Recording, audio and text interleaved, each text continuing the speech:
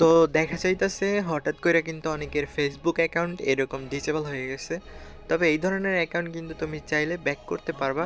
দেন এখানে যদি আমি আপেলে ক্লিক করি, দেখো ইন্টারফেসটা এরকম আইছে। তো এখানে তোমরা কোডটা ফ্লিপ করে নিবা। তো আমি নিতাছি। ওকে, কোডটা দেওয়ার পর তোমাদের সামনে জাস্ট এরকম একটা ইন্টারফেস শো করবে। তো আমি এখানে একটা টেমমেল ইউজ করবো, দেন তারপর কিন্তু ব্যাক করতেছি।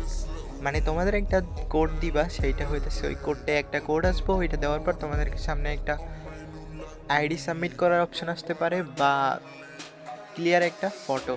তো ওকে, আমি আগে দিয়ে নিই, তারপর দেখতে বলতেছি। ওকে, এইবার জাস্ট আমরা এখানে কোডটা দিয়ে জাস্ট নেক্সটে ক্লিক করলে তো আমাদের সামনে এরকম একটা ইন্টারফেস শো হবে। এখানে হইতেছে তোমরা তোমাদের পিক বা ফেসবুকে যেরকম আপলোড করা পিক ছিল ওই রকম প্রসেসের একটা মানে সেলফি পিক, ওইটা এখানে আপলোড করবা যেন এটা ক্লিয়ার বোঝা যায়। তো আমি একটা এখানে পিক আপলোড করে নিতেছি। ওকে, এখানে আমি একটা পিক আপলোড করে নিতেছি। তো এখানে জাস্ট সাবমিটে ক্লিক করে দিলাম। দেন তারপর তোমাদের সামনে এরকম একটা ইন্টারফেস শো হবে। তো এখানে একটা কাহিনী আছে, সেইটা হইতেছে এখানে তোমার মানে একটা হোয়াটসঅ্যাপ নম্বর অ্যাড করতে বলে। ওকে, আমি দেখাই দিই। তো এখানে হচ্ছে, তো নম্বরটার কোড সঠিক দেওয়ার পরেও কিন্তু তোমাদের নেয় না। তো কিভাবে সলভ করবা বলতেছি। তো এখানে হইতেছে ওই যে নাম্বারটা দিবা, এখানে একটা কোড আসবো, এইটা দেওয়ার পর জাস্ট কন্টিনিউতে ক্লিক করবা। তারপর তোমাদের সামনে এরকম একটা ইন্টারফেস শো হবে। তো এইখানে হইতেছে মূল কাজ। যদি তোমার এটা ফেক অ্যাকাউন্ট হয়, দেন আমার যে ইমোজি নাম, তো এটা কিন্তু ব্যাগ আসে।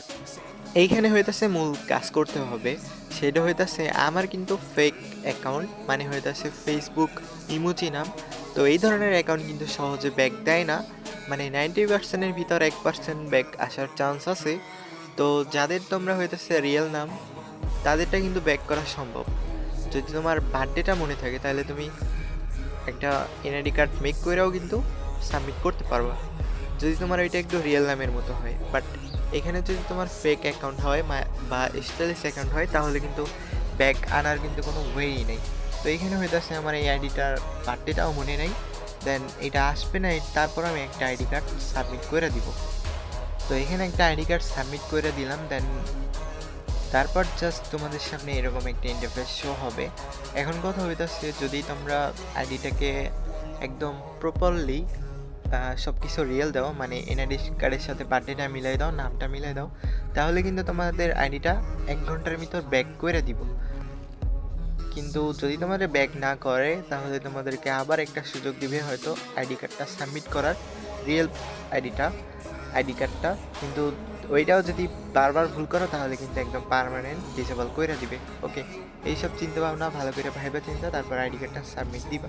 ওকে, আশা করতেছি ভিডিওটা বুঝতে পারছো। দেন আরেকটা কথা বলছিলাম, যদি কোড ওয়ার্ক না করে, আইপি লক যায়, দেন তাহলে কিন্তু এই ধরনের প্রবলেম হয়, আইডিগুলো নষ্ট হয়ে যায়।